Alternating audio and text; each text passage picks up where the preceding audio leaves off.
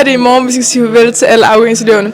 Lad os gå ud og se, hvad skolen siger til det. Hvad er til at savne mest ved afgangseleverne? Deres gode humør. Ja, for de bringer en virkelig god vibe til skolen. Jeg kommer til at savne en masse gode snakke og hygge og at lære dem om den franske revolution og alle nogle gode ting, ja.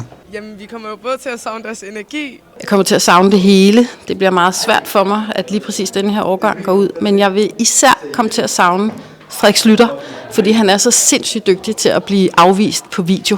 Hvordan tror du, det kommer til at blive, når afgangseleverne går ud?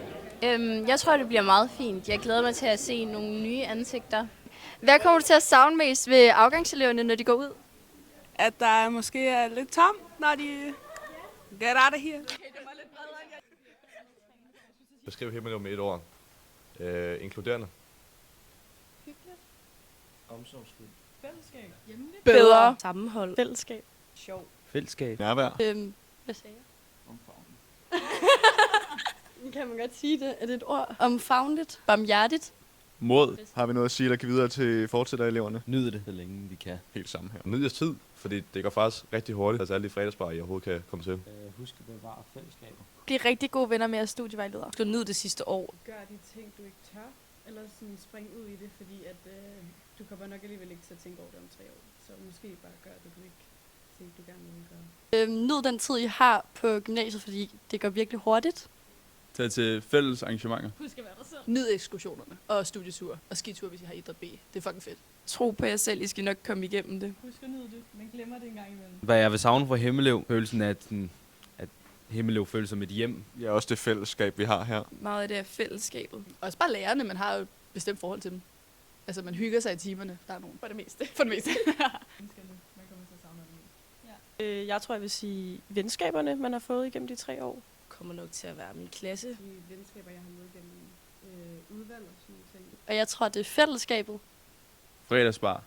Og kantinen. Det sociale, tror jeg. Ikke at se alle venner hver dag. Det tror jeg bliver svært. Hvad er det bedste ved Himmeløv? Sammenholdet? Årgangsincest. Hvorfor skal jeg sige det, altså? Jeg synes, det er sådan småt og hyggeligt. Og det betyder ligesom også, at der er meget sådan, man bliver hørt. Hun siger, at det er småt, så der er et rigtig godt fællesskab på tværs af alle klasser og årgange. Studieture. Ja, den er god. Ja, jeg tror også stedet, jeg føler i det, at skolen i sig selv ikke er så stor, så ser man bare folk mere på gangene, det bliver bare sådan lidt hyggeligt. Altså, det kan godt være, det er en mærkelig det her, men beliggenheden synes jeg, det er pissefedt. Sådan noget. Der er jo mange træer og fodboldbaner, som man lige kan smutte ud og spille lidt bold sammen med vennerne.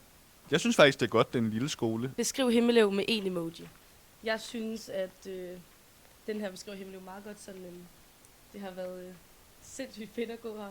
Det har faktisk bare været... Okay, jeg har valgt 2, fordi jeg synes simpelthen, det har bare været, jeg har bare elsket at gå her. Og så har det bare været virkelig fejre.